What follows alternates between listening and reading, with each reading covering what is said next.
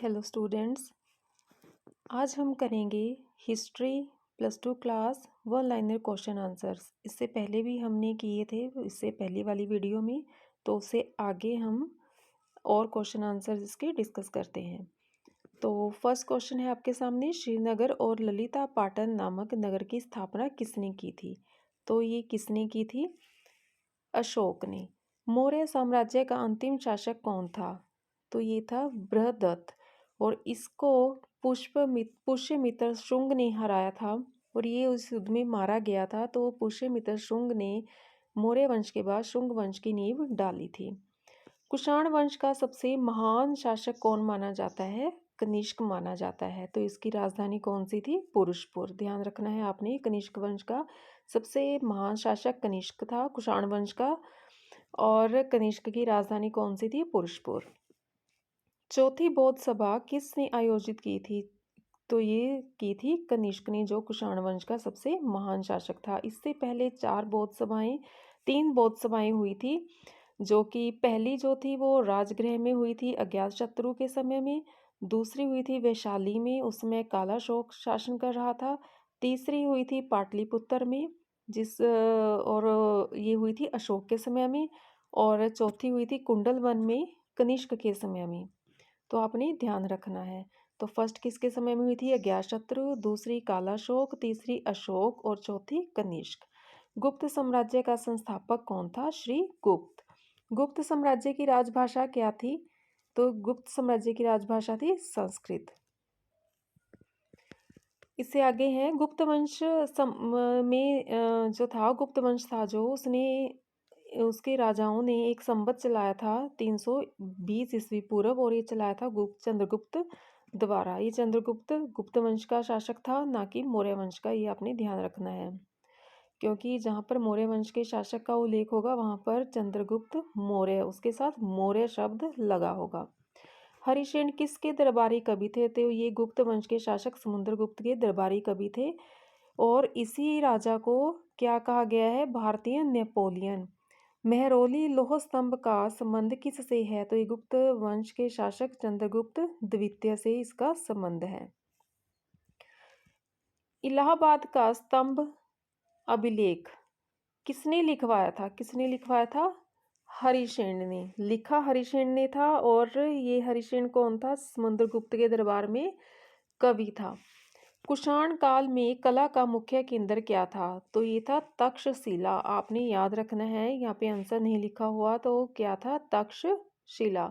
शकारे की उपाधि किस गुप्त सम्राट ने धारण की थी? चंद्रगुप्त द्वितीय ने। पहले जो राजा महाराजा होते थे वो अपनी प्रसिद्धि के लिए या अपने किसी युद्ध में विजय के लिए विजय प्राप्त करने के बाद कुछ उपाधियां धारण करते थे, अपनी महानता को दिखाने के लिए भी करते थे। तो ऐसे एक शकारी की उपाधि थी जो धारण की थी गुप्त सम्राट चंद्रगुप्त द्वितीय ने।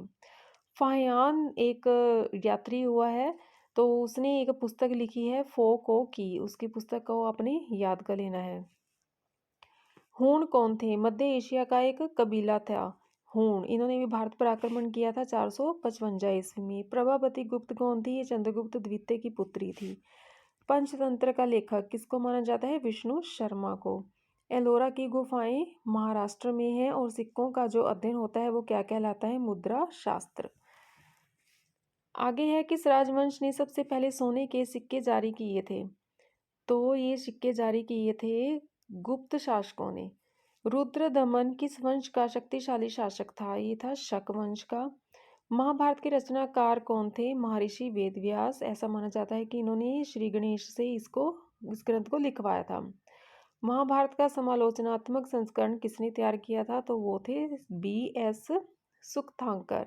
विशिष्ट परिस्थितियों में किस स्त्री ने सत्ता का उपभोग किया था? चंद्रगुप्त द्वितीय ने। मनुस्मृति का संकलन कब किया गया? 200 ईस्वी पूर्व से 200 ईस्वी के बीच में।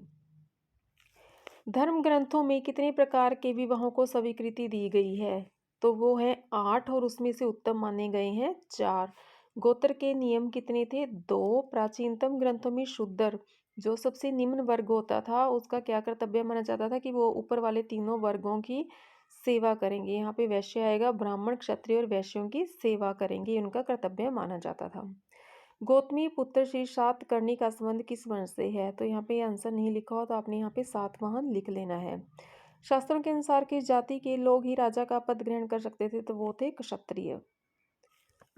सुदर्शन झील, जो कि आपको क्लास में भी कई बार करवाया गया है, सुदर्शन झील का जीर्णोद्वार किसने करवाया था? रुद्र दमन ने। सात महान राजा किस जाति से संबंध रखते थे? तो वो ब्राह्मण जाति से संबंध रखते थे। गुजरात का प्राचीन नाम क्या था? लाट।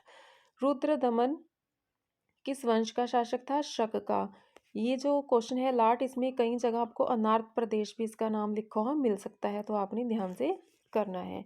एकलव्य की कथा का संबंध किस ग्रंथ से है? तो ये है महाभारत से। मनुस्मृति के अनुसार माता पिता की मृत्यु के बाद संपत्ति का अधिकार किसको दिया जाता था?